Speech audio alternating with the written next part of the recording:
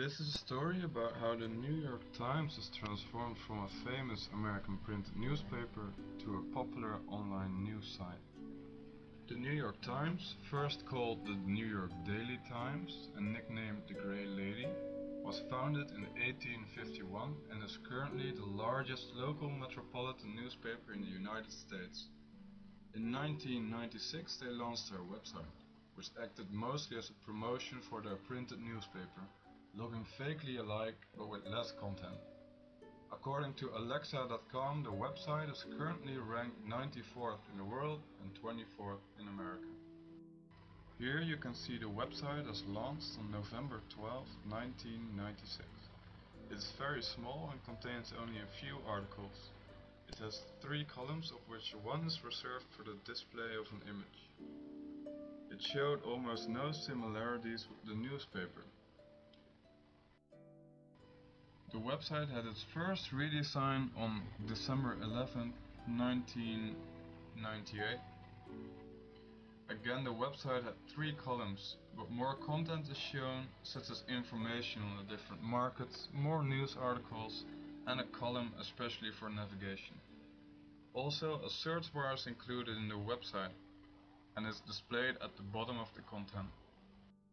Still, almost no similarity is found with the newspaper. The website contains too much color and too little news and information. Their second redesign was launched on November 9, 2000, adding an extra column, more categories, and textual differences in news articles. The most important headline contained a different font and font size, and in overall more color is used. Also, the search bar is placed on top of the website and contains an option to search in the archives.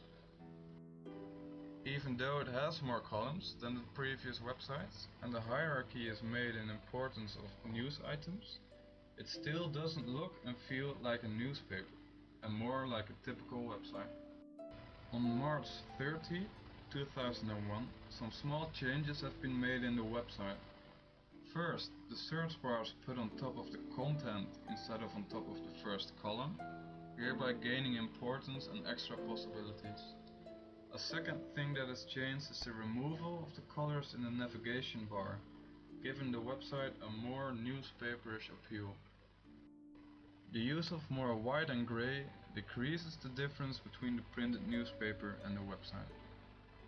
For a long time no changes were made, apart from July 7, 2001, where search is getting sponsored and other minor changes are made mostly in the search bar and in the navigation column. The next redesign, as shown here on May 22, 2006, is a drastic overhaul of the former version. It's more and more beginning to look like a newspaper. The textual grammar is clean and shows even more hierarchy. The navigation column is colored in gray instead of blue, and now a total of 5 columns exist.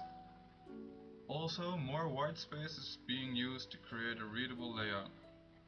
Apart from the navigation on top and on the left, a lot of the overall appeal reflects its printed relative. The redesign in 2009 contained small tweaks in style, removing the gray lines between columns, removing the big buttons in the top navigation, and showing more content. While there is added interactivity, such as the tabs at the bottom right and the navigation under the main photo, again a move has been made in resembling an offline newspaper. The current website is again a bit different than its predecessor of 2009. The top navigation is removed and column separators have been added again. The removal of the menu changes the view flow from top to down, instead of letting it stay at the top because of the navigation. Also, a more grid-based layout is used to display the different content on the website, something that can be seen in the print version also. All in all, there indeed is a transition from the website as pure digital and with little visual relations whatsoever, to a website that can be seen as a digital version of the printed newspaper. The current website contains 6 columns, grey look, and a more similar layout.